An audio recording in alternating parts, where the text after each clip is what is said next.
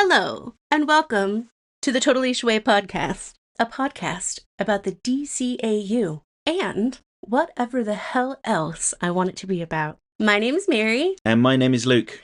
How are you today? Sorry, I was asking the audience. Oh, good, because I wasn't prepared to answer that question. Okay, how are you today? I don't know. Neither do I. 'Cause our lovely, amazing quality control officer, Gilgamesh, has been our alarm clock. You know what gets me is I'm an early bird for the most part. But it's the fact that it's like 5 minutes before my alarm when he's like, you have to get up now. Yeah, and several times through the night as well. But other than that, everything's wonderful, I'm sure. Yeah. Do you have any news today?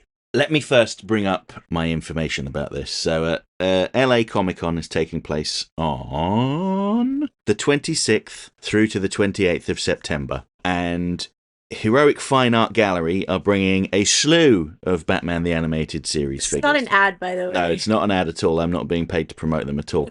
But if you do go to LA Comic-Con, you'll have the opportunity to meet Diane Pershing, the voice of Poison Ivy, Ingrid Oliu, the original voice of Renee Montoya, Lauren Lester, the voice of Robin and Nightwing, Bobby Costanzo, the voice of Harvey Bullock. We love Bobby. Artist and director Kevin Altieri. Oh, one of my favorites. Artist and director Dan Reba. Definitely on the same favorite level as Kevin. Artist and director Frank Parr. Again, another person on the same level. And writer Stan Berkowitz. Again, on the same level. They're all perfect. There's also another person that will be in attendance, but not as a guest of any of the stands or anything. It's me. I'm going. Yes, I'm going to LA Comic-Con. That's so cool. Yeah, the only reason I'm going is to go and meet those people, actually. I'm sure there's lots of other wonderful people there. Can you explain to them why I'm not going? Well, one, you don't want to leave Gilgamesh. It's the truth. It's the truth. And two, it's just a flyby visit. It's far too short. I'm only going there for like 3 days. Yeah, and Mary said, well, if we were going for longer, then maybe, but we opted not to go. And I don't know if I would like Los Angeles very much. I would love to go to San Diego. Mm-hmm. And also I want to go to the Pacific Northwest and all of that. But Los Angeles isn't a good fit for me. You don't know that until you try it. But I'll report back. Maybe I'll come back and go, it was horrible. Ah! Well, what I mean by that isn't necessarily like the people or anything like that. No. It is literally my eating habits. Because in this past year, I have gone through like a little bit of a health journey. Now I'm on a weight journey. But I have noticed, because I have an inflammatory disease, I can't have tomatoes. Mm-hmm. Amongst other things. I love tomatoes. So going to California, where they eat a lot of tomatoes and stuff, I can't really see myself just for 3 days. No, it's just it may not necessarily have been worth like the damage it'll do to your sleep cycle, just flying by and visiting for such a short time. Yeah. But yeah, I'm also going to meet some other people while I'm there, not just those people, but primarily it's to see people that worked on the DC cartoons. You are going to see people outside of the convention, but yeah. So if you're a member of Luke's channel, you might get some little tidbits from there. Oh yeah, if I remember to film anything, yes. Don't you worry, I will make you remember. If not, you'll probably see them at some points in the future. Mm-hmm. But yeah, shall we get to the topic of today's podcast? Yes. Cool. So, the podcast today is about the Justice Lords. Do you like the Justice Lords? I think they're very topical. I think in the current political climate, it's really great to talk about the Justice Lords. And I'm not going to get into politics today, politics like in real world stuff, or specifics. But with the Justice Lords, they are completely different in how they work than the Justice League. So I've got some questions here. Shall we get into it? Yeah? Yes. Yeah. What is the main moral conflict between the Justice League and the Justice Lords? It's difficult to sum up into a single sentence, but what I'll say is that while the Justice League aims to protect everyone from external threats as well as internal threats, the Justice Lords believe that people are also threats to themselves, and they exert control over them. I think that's probably the simplest way I can put it. I agree. Yeah. How does the Justice Lord's approach to justice differ from the Justice League's? It is not at all proportional. There's a really good scene in the second part where Batman is driving through Gotham City, and he sees a guy at a restaurant complaining about the service and like raising his voice and getting frustrated, and then the police turn up and take him away for complaining perhaps too aggressively. Now, that is not a proportional response, because you don't know what's going to happen to that guy. He might be vanished. He might be taken away and beaten. He may just be put in the cell for an hour and then let go. Who knows? Have a good talking to him. Yeah, maybe they've just put him in the van and said, now listen here, those people are working very hard for very little money. Be nice. Whereas I say our Batman, but the Batman that we have on the Earth that we're used to, yes, would see that person, probably scoff, like ugh, and then move on. Yes, because that's not he doesn't need justice that way. No, and also that's just kind of like on a macro societal level, like at the really ground level of not even crime.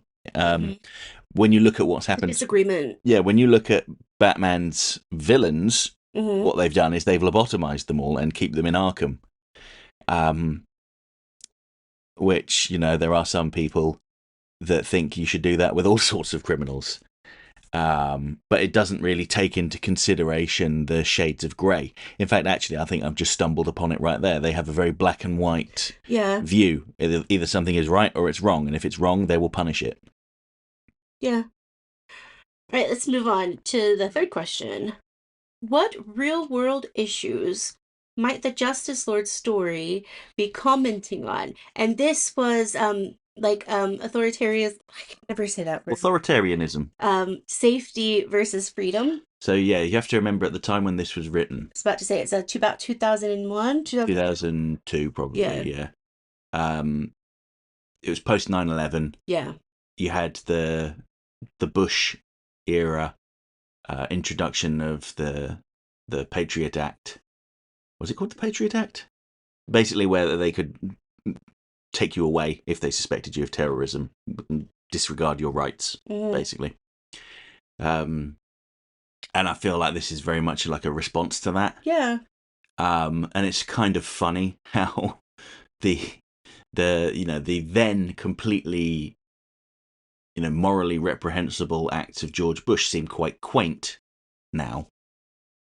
There were millions of people marching in the streets in protest against what they viewed as an overreach on Bush and his cabinet's part. But it pales in comparison to some of the things that have been happening recently. Yeah. There's so many things that were going on around then. And to just comment on one of them would be, because it's everything. It was the fact that the towers had fallen, and everybody in this country, or not this country, but everybody in the States, especially places that are military towns and have a ton of military people and all of that, they needed somebody to blame, like somebody that they could see, feel, hear, rather than just someone on TV. I don't agree with that, but I did grow up seeing that, where I was at the mall once, and of all places, Hot Topic, and right outside of there, I cannot remember what the kiosk was, but it was probably some like electronic Radio Shack type thing. And this is in the middle of Oklahoma. You have so many different type of people, but let's be honest, it's predominantly a certain type of person. And this woman who was wearing a long dress, just a long dress, had nothing else, whatever, because it was long sleeve and a long dress. It happened to look um a different way. And this grown ass man with his two children, he's holding his kids' hands, by the way, goes up to her and is like, "We don't like this." Da da da. Like, not my country or whatever. I always make fun of that. Not my country thing, but it was like that. And I just remember my grandmother who was with me. She did not mind Hot Topic, by the way. She just looked at me and we were both disgusted. Because first off, who cares what people wear? You don't have to wear it. And second, it was a beautiful, I think it was a Kenneth Cole dress, Kenneth Cole reaction dress, if I'm not mistaken. But even if it wasn't, that person has no right to accost that woman and just start saying, "Oh, not, nah, nah, nah, nah." So he had mistaken it for a burqa. Yeah. Right. And the thing is, who cares? Well, yeah, exactly. Like, People can wear what they like. yeah, I do not care what somebody wears as long as it's not like offensive with like, go blank blah blah blah. Go blank blah blah blah. There we go. That's the next T-shirt. It's merch. But what got me was what my grandma said on the car ride home, because I was about 13. Yeah, I was probably about 13. She was like, you can't interact with those people. And I was like, well, I wanted to go and like yell at the person. She was like, you cannot do that. And this is, my grandma. She was very sweet to most people. And she was just explaining like why I couldn't and why that person would kind of get off on that. Mm-hmm. And he would try to make an example of me and then, whatever. So it just really sucks. And that's what the Justice Lords kind of remind me of in a way. Not completely, but the reasoning is a little different. But I can see where they would have taken, inspiration from things like that, because it was happening all over. Yes, yeah, and then there's the whole there's part of it where like the guards say to Lois Lane, who is interrogating Superman on the matter over dinner, she's not very happy about it at all. The guards say, well, it's just a temporary measure until things revert back to normal. Superman promised us, so we're going to listen to him. And it kind of echoes do that nowadays, don't you? Well, yes, yeah, this is just a temporary measure, and then, well, how long is temporary? Yeah. Are we talking like on a universal scale? Then, yeah, okay. But I think this could touch on any era, couldn't it? Yeah, it could. It really could. And then it talks about what we as a society should talk about is how wrong that is. It is so wrong. It's like Minority Report, essentially. We cannot look at somebody and judge them if we know nothing about them. Yeah, and the Justice Lord's approach to the Batman villains of essentially, lobotomizing them is very final. It gives a very clear indication that they don't believe in reformation, redemption, anything like that. They just think, right, once you're a baddie, that's it. You're gone. Yeah. You're out. Everybody out. Yeah. So, yeah, maybe we move on to the next question. Yeah. Do you think the Justice Lords were villains, heroes gone too far, or something in between? Well, I think that they are very clearly presented as villains. If they were heroes that had just gone too far, then I think that perhaps they would have, when they came to, the main Justice League universe, they wouldn't have deceived them. They wouldn't have, shocked them and put them in an inescapable prison, because they know what they're doing is wrong. But they've just decided that, well, it's wrong, but it's the only thing we can do. So I think that makes them villains. And the way that the Justice Lord Batman acts tells us that he knows he is a villain. And what he and his team are doing is wrong. He explains it away to himself by saying, "I'm creating a world where no 8-year-old ever loses his parents to a punk with a gun," as if the price that they pay is justified to do that. But he knows ultimately that he's in the wrong. So I would handle that situation a little bit differently. Rather than, you know, lobotomizing the person, I would take away the guns. You can't do that. Take away their brains first, Mary. Yeah, that's a problem Yeah, we have in the US, is that topical. they would rather have guns than anything else. Really. Like there are some people that will just be so, gung ho about it, and it's ridiculous when you could just. I understand like farmers and stuff like that need guns and all of that, but an everyday person, there are so many different ways to have self-defense, and we are so fortunate to live in a very techie society where you can defend yourself. And there are things like tasers and stuff like that. You don't need a pew pew.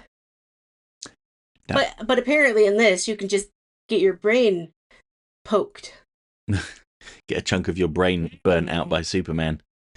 Yeah. I don't really agree with that. Whole thing is punish before Yeah. actions.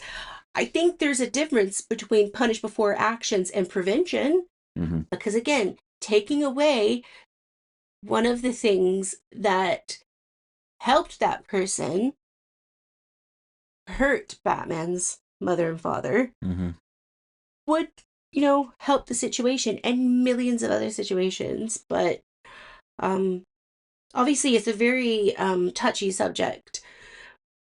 Well, to some people, but not to me. I'm not. I grew up with. I might have told the viewers this before, but I grew up in a house where there were like disarmed whatever guns that were like vintage guns in my attic. And we all completely forgot they were there. Because my family, well, when I say my family, my mother, my grandmother, and grandfather just were not gun people. And to say that, my grandmother had quite a well known in the archery and hunting community mother and father. Yet she was like, nah, not doing that. Yeah. So let's move on again. How does Superman's role in the Justice Lords reflect his fears and responsibilities as a leader? So Superman is arguably the most powerful person on the planet. He could force people to do what he wants, and he chooses not to. That's part of what makes Superman so heroic. Is he like Pedro Pascal? Yeah, give him half a chance. So the Justice Lord Superman is basically that fear that everyone has of him realized, and that's obviously the big running plot point in Justice League Unlimited with the Cadmus arc. Ever since Darkseid took control of Superman and had him attack Earth, the government has been building countermeasures against him. I would actually say that they've probably been building countermeasures against him ever since he first turned up. I know they try and frame it like, oh, it was the Justice Lord's version of Superman that persuaded us to start Cadmus. But the thing to remember is Doomsday was created by Cadmus, right? Doomsday attacked the Justice Lords. Doomsday existed before anybody knew about the Justice Lords. They were already doing it. So anyone that goes, oh, it was just a response to the Justice Lords' fascism is being disingenuous, frankly. Again, this is the thing, that P word that I love so much. Prevention. What Cadmus thinks they're doing is preventing something, but what they're actually doing is creating weapons that will hurt not only the Justice League, but the rest of the world. Yeah, it's escalation, isn't it? Yeah. It's escalation. That's the perfect word for it, escalation. Yeah. And Superman, he The thing that made him lose faith in people, everyone like kind of simplifies it. It's like, oh, it's when Lex Luthor killed the Flash. It's not that. That is part of it. But the fact that the thing that made him lose faith in That was the everyone, breaking point. yeah, the thing that made him lose faith in everyone is that Lex Luthor was elected president, a demonstrably evil man who had committed crimes. I'm not saying anything. I'm not saying anything. I'll let people draw their own conclusions from that. But the people chose to elect him. And Superman's like, well, this guy he's just killed my friend. He's on the brink of starting a nuclear war that will destroy the entire planet. Mm-hmm. They can't be trusted. That's the takeaway that the Justice Lord Superman takes. You know, these people cannot be trusted. Mm-hmm. To protect them, I am going to step in and stop everything bad from happening.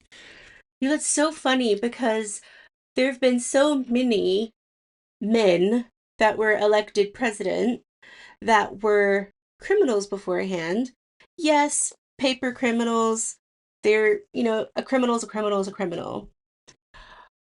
That shouldn't have been elected. And it does. So, like, you can look back on all of American history and see that. And I don't think having a Superman that would lobotomize someone is the way to go. It's not the way forward.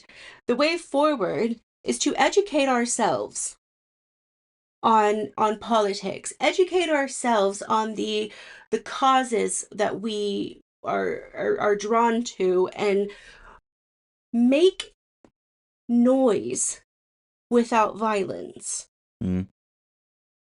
And, you know, educating ourselves helps us educate people around us as well. Mm-hmm.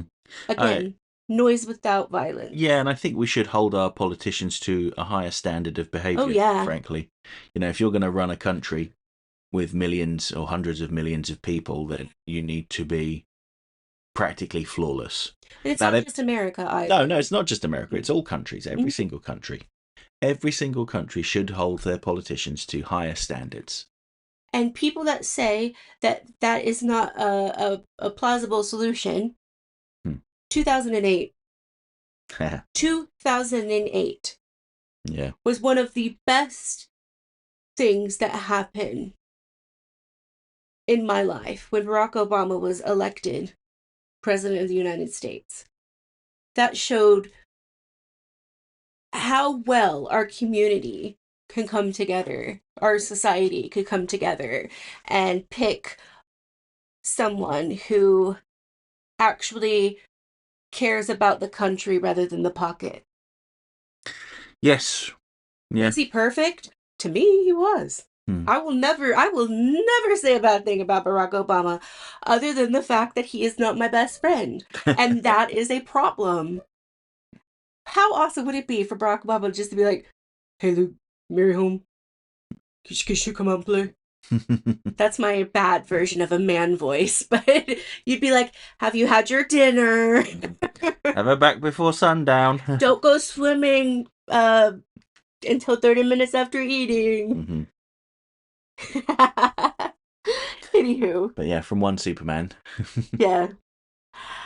How does Batman's views on control and free will clash with his Justice Lord counterpart? I think we touched on that. Yeah, I did touch upon that, and the way that our Batman kind of makes the point to the Justice Lord Batman is he said, I was just thinking about Mom and Dad. Wouldn't they be proud? And Justice Lord Batman scowls and goes, just drive. Just drive. Or something like that. Yeah. Yeah, so they are... that's how Batman makes the point. Because everything Batman does is driven by his parents and what they would think and how they would act. So the way to persuade Justice Lord Batman is remind him that his parents would not approve of what he's doing. Yeah. And he immediately turns on the Justice Lords. He's like, I am loyal to my mother and father first and foremost above all others. It's like that thing where people are like, I'm not angry. I'm just disappointed. Oh. Yeah. That's so funny. Which Justice Lord member do you think is the most dangerous and why? Superman, by far. Yeah. I mean, Well, not just actually, because of his physical powers, hmm but also because of how firmly he believes what he's doing. You see, Batman wavers. yeah, Wonder Woman just kind of, we're going to touch on this in a minute, I think, but she kind of just goes along with it. Green Lantern and Hawkgirl have got some doubts about it, but they stay loyal. You don't really hear much about what Martian Manhunter thinks. I think he's just removed himself from the situation. that's But that's that's something I want to talk but about. Superman completely believes in what he's doing. He believes in it just as much as our Superman believes in, truth, justice, and a better tomorrow. So I think Martian Manhunter could be the most dangerous. Okay. And here's my reasoning. He put them all together Right. by sending them signals. Yeah.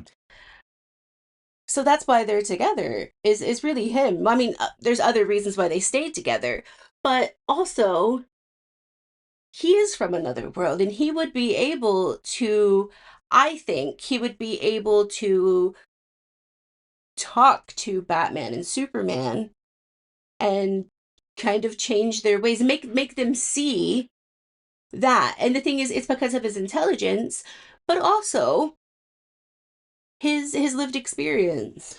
Well, yeah, he's also very emotionally detached from the whole thing. Hmm. He could actually wipe anyone's mind as well, couldn't Yeah, he? He could do that, but he doesn't care enough to do that. yeah. So yeah, I say Martian Manhunter. That's a fair enough argument you Yeah. made there.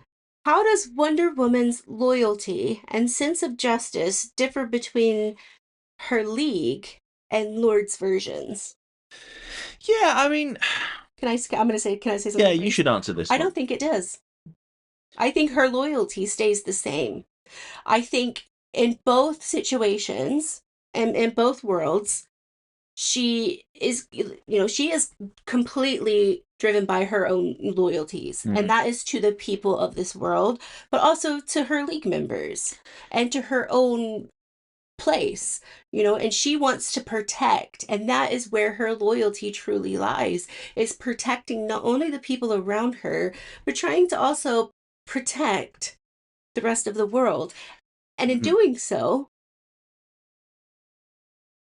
there might, you know, I don't think there is a difference between that I loyalty. think you're right, and you have to remember as well, she comes from the Themyscira, Hmm. where they have reclused themselves from society Hmm. because they reject man's world. Hmm. So she's coming from a place where she has been raised to think man's world is bad. Now Yeah. she is a bit more compassionate and open-minded about it, Yeah. but then she has also seen what Superman has seen, with the public Yes. electing Lex Luthor and Luthor Yes. starting a nuclear war that could destroy the entire planet, including Themyscira. So Hmm. she's like, well, okay, they can't be trusted. If they're going to cause all this damage with these toys, we're taking them away Yeah. until they can be trusted. Yeah. But the answer to when will they be trusted, the answer is never. Exactly. They will never be trusted again. Okay, there's 4 more questions left. Oh, okay. How are we doing on time? Okay, we're only half an hour in. That's fine. What might happen if the Justice Lords had stayed in power? Would Earth eventually have rebelled against them? I imagine there were rebellions against them. I mean, you saw in the first part, there's at Smallville University. I didn't realize Smallville even had a university. I thought it was small. But there are student protests. That's the next generation coming up are protesting against the Justice Lords. I think there would be more acts of rebellion. If you look back at the Brave New Metropolis episode of Superman the Animated Series, where it takes a similar approach, where Superman becomes this fascist figure in response to his own heartache and despair. Mm-hmm. The people there was a sizable movement of people against him that were trying to find kryptonite, weren't they, Mm-hmm. to try and take him down. I think they would try. Yeah, don't know if they'd win Yeah. because kryptonite might take out Superman, but what's it going to do to the Martian Manhunter? What's it going to do to Green Lantern? What's it going to do to Batman? Okay, if he long enough exposure, he might get cancer one day, but that's a long wait. Yeah. I mean, it's like, yeah, if you're dealing with like metahuman superheroes and, you know, aliens, Mm. you got to give it your best try. Sometimes that is all we can do. Mm-hmm. And throughout the real world history, those things have been productive. Mm-hmm. Yes, it's taken time, but eventually people see the point. But again, with aliens, superheroes, metahumans, things like that, it's quite hard to say if they would overcome.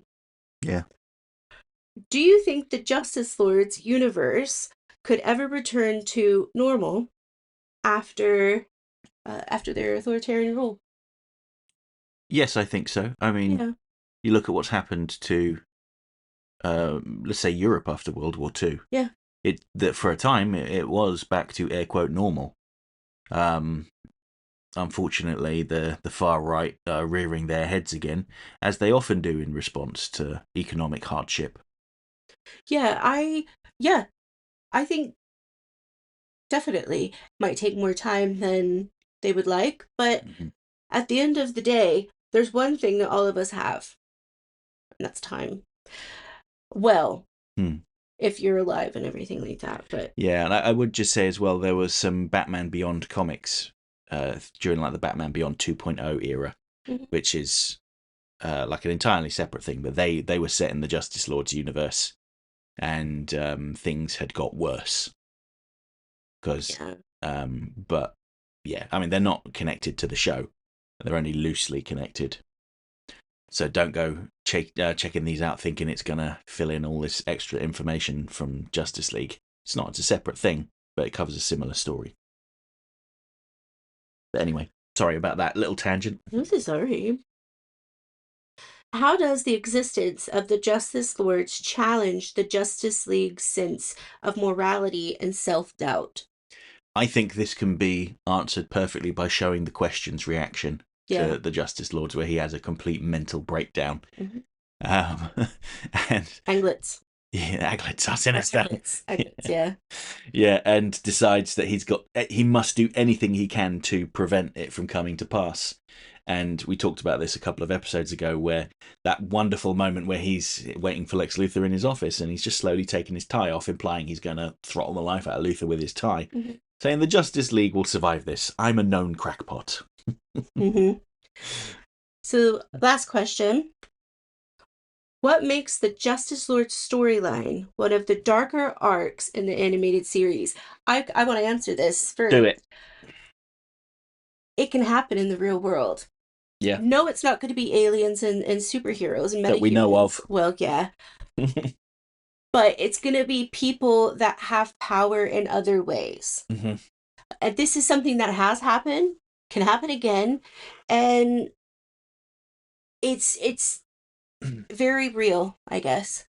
And it's something that we as a society should try to prevent by working together rather than working against each other. Um, yeah, I think it is one of the darkest. I think in all of the DCAU, it's probably my top 10 darkest because of how we've seen something like this happen Mm-hmm. before in the real world, where we give power to people that don't deserve it and they use it in the wrong way.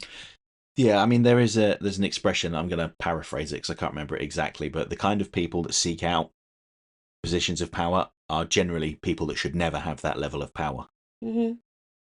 And I think, yeah, in a way, the Justice Lords touches on that as well, doesn't it?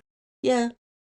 I love this story arc. It is one of my favorites. I do love how real and emotional it was on both parts, the Lords and the League. And I just the creators of this show really did something with this with the entire universe, and this is one of those, gold medal moments Mm-hmm. where it doesn't matter what year you watch this in. You can relate to it in some form or fashion. Yeah, and I think that one of the things I really like about Justice League Unlimited is the way that it built on everything that had come before, and this was like a key moment in the narrative of Justice League Unlimited when the world realized that, oh, actually, Superman and the Justice League could be really bad one day. if they don't like something we've done. Uh-oh. Yeah. So I guess that's it. I do want to close this off by saying, whatever your political views are, I said this earlier, but rather than working against each other, we should be working together to make this world a better place. Violence is not acceptable in this world. It is not something that should happen. We should voice our concerns and opinions in a respectable way. And we should just try to, we don't have to love each other, even though I would love if everyone did that. But what we can do is work with each other to make, just like Superman said, a better tomorrow. Mm-hmm. So yeah. Any last thoughts on the Lords? It's a really good episode. Mm-hmm. I think it was written by Stan Berkowitz. Of course. I think it was. So when I see Stan, I'll tell him it was really good. Yeah. He knows it was really good, but I'll just reaffirm that. Yeah. Time after time. I've watched this a few times now, and each one, it's been like a few years apart, and I just think to myself, like, damn, it is timeless. Yeah. And that's the greatest thing about the DCAU. Yes, they might have 90s and early 2000 references, but it is still a timeless universe that I love to return to day after day, time after time. So that is it for this week's podcast. Next week's podcast is going to be, or not next week, the week after next. Next time. We are going to be talking about Bizarro. Yes. I know we've talked about him before, but I want to talk about him more. We haven't talked about him in a full podcast episode, have we? A full podcast, but in other episodes. So yeah, I want to talk about Bizarro, mainly because I've been back on my, I'm good at 100% Lego supervillains. Yeah. I'm going to do it. After Luke does all the races for me. Oh yeah, those infuriating races. Yeah. All right. Thank you guys so much for listening. And to the people that send me messages, thank you. I know with like my ADHD and stuff like that, I don't always reply in a timely manner, but I do read them with all intention of replying to them, and I eventually will. I want to thank you for that, because there have been some really tough times in the past couple of months, and when I have read them, it has been you guys are reminders that this world is filled with decent, lovely people, and I just want you guys to know that, and that I really appreciate it, because you guys will never know how much you guys have changed my life. Yeah, be nice to each other. In the best way possible, because I actually have quite a lot of friends now. I should have said, keep being nice to each other. Excuse me. All right, love you guys. Bye.